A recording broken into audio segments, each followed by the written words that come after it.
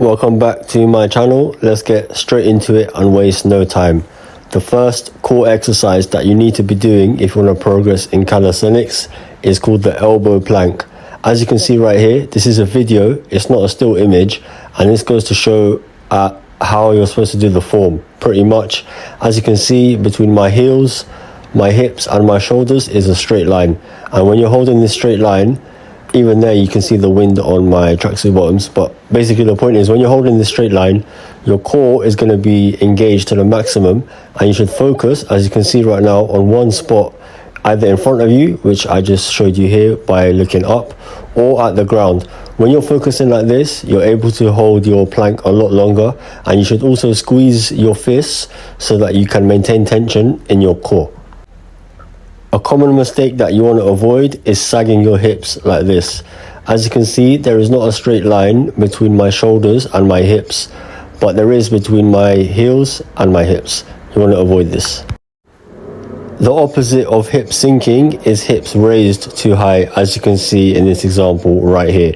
There is not a straight line, instead it's more close to a triangle, and you want to avoid this because you want to utilize your core. Next up, we have my personal favorite, which is the hollow body hold. As you can see, I'm squeezing my fists and I'm raising my arms and my legs off the ground, focusing on my toes, just staring at them so I can keep focus, not really to look at them, how beautiful they are or anything like that, but it just helps you to keep focused if you're looking at only one thing. What you want to do is focus on breathing and maintaining tension throughout your core, and keep your arms straight while you're doing the hold. A common mistake is not raising your legs enough or not raising your arms enough and actually having an arch in your back. You do not want to do it like this. Even though this will work your core, you're not going to be doing it properly, so you make sure that you raise both equally, and you want to have a nice curvature in your lower back while you're holding the position, as I showed before. If holding your arms above your head and doing the hollow body hold, as I showed in the first clip of the hollow body hold, is too hard, you can start off with a simple legs raised only and put your hands to your sides for your very first hollow body hold. The third and final exercise is the LSIT Hold, which is definitely the hardest out of the three that I have shown. This is because you're also going to be using your hip flexors, and as you can see, I'm visibly shaking here. If it's your first time training the LSIT, you want to be doing the LSIT with knees raised because it will shorten the lever. You can progress to holding the LSIT fully with legs straight by doing leg raises, just like this. A common mistake that a lot of people make is using momentum and swinging, which is not going to use your abs as much as doing it with strict form.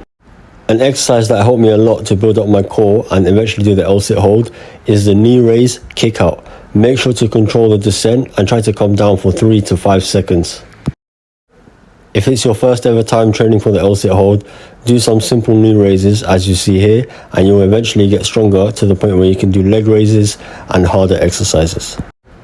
This movement right here is going to work on your upper body strength when it comes to the LSIT hold, because you'll be pushing down into the ground with straight arms, which will cause your chest to contract, and it will teach you scapular depression, which is basically pushing down with straight arms.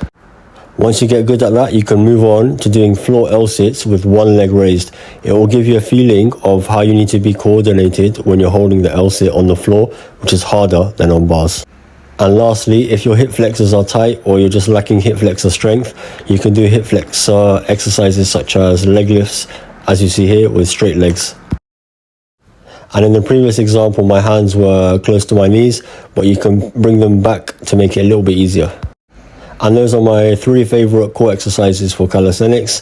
Don't forget that a strong core in calisthenics will help you do movements such as muscle ups or even handstands a lot easier, because your core is responsible for the stability of your body and it connects your upper body to your lower body. And that's pretty much it. If you like this video, subscribe, and I'll see you in the next one.